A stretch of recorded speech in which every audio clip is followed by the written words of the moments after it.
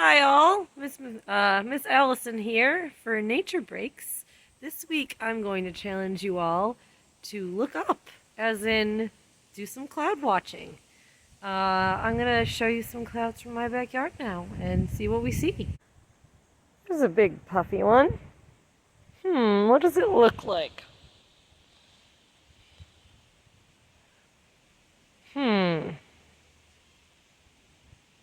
I see a shark playing a saxophone. What do you guys see? Let's see, where else?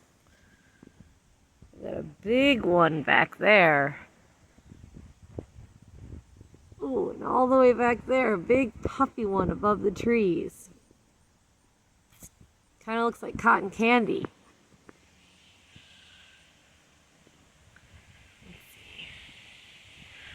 Ooh, that one's very swirly.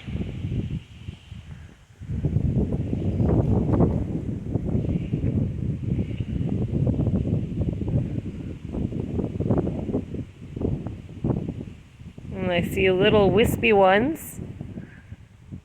One kind of looks like a leaning tower. And one kind of looks like, I don't know, maybe a bird with its wings out and its tail out?